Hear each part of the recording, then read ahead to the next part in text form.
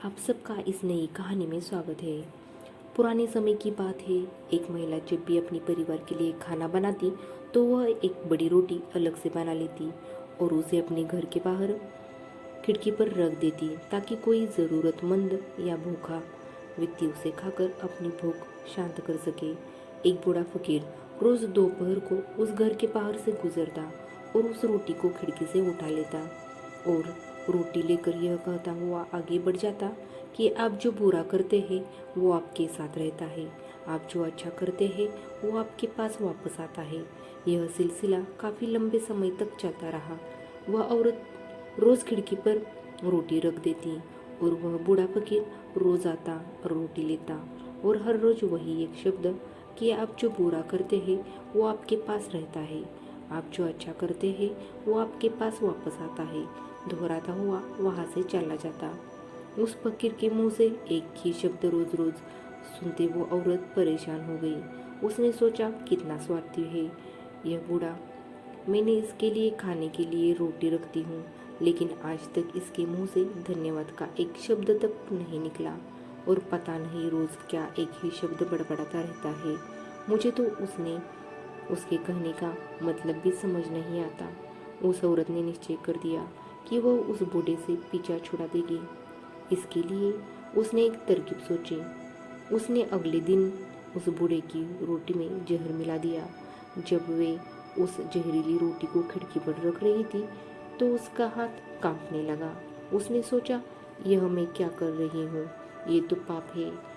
उसने उस रोटी को उठाकर चूल्हे में फेंक दिया। रोटी जलकर राख हो गई। उसने बूढ़े के लिए दूसरी रोटी बनाई और उसे खिड़की पर रख दिया। हमेशा की तरह बूढ़ा आया, रोटी उठाई और शब्दों को बुदबुदाया, आप जो बुरा करते हैं वो आपके साथ रहता है, आप जो अच्छा करते हैं वही आपके पास वापस आता है। महिला के मन में चल रहे युद्ध से अनजान वह बूढ़ा फकीर अपने रास्ते पर आगे बढ़ गया। हर दिन जब वह महिला खिड़की पर रोटी रखती थी तो अपने बेटे के लिए प्रार्थना करती थी जो अपने काम की तलाश में दूर दूर के एक नगर में गया हुआ था। कई महीने गुजर गए थे लेकिन उसे अपने बेटे की कोई खबर नहीं मिली थी। वह रोज उसकी सुरक्षित वापसी के लिए प्रार्थना किया करती थी। उस शाम उसके दरवाजे पर दस्तक हुई।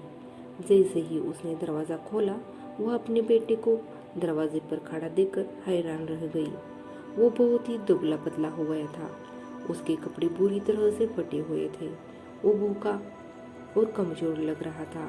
जैसे ही उसने अपनी माँ को देखा उसने कहा, माँ, यह एक चमत्कार है कि मैं यहाँ जीवित खड़ा हूँ।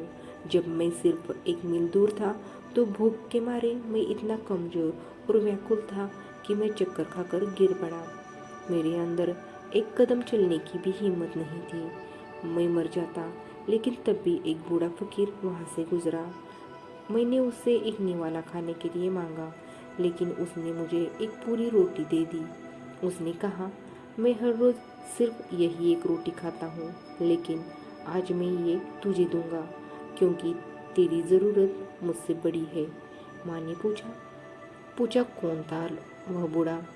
बेटे ने कहा, मुझे यह तो पता नहीं वह कौन था, लेकिन जब वह रोटी देकर जाने लगा तो बुदबुदा रहा था कि आप जो बुरा करते हैं वो आपके साथ रहता है, आप जो अच्छा करते हैं वो आपके पास वापस आता है। यह शब्द सुनते ही माँ का चेहरा पीला पड़ गया।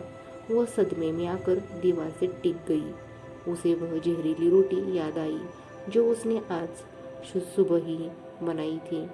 यदि वह उसे आग में न जलाती तो उसका ही पुत्र उसे खा जाता और उसकी जान चली जाती।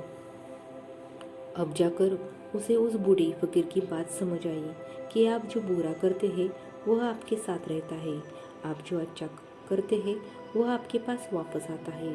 तो दोस्तों, इस कहानी से हमें यही सीख मिलती है कि अच्छा करो और कभी भी अच्छा करना बंद मत करो, भले ही उस समय उसकी सराहना ना की जा रही है। धन्यवाद। उम्मीद करती हूँ ये कहानी आपको अच्छी लगी हो और इससे कोई आपको नई सीख मिली हो। आप सबका मंगल हो।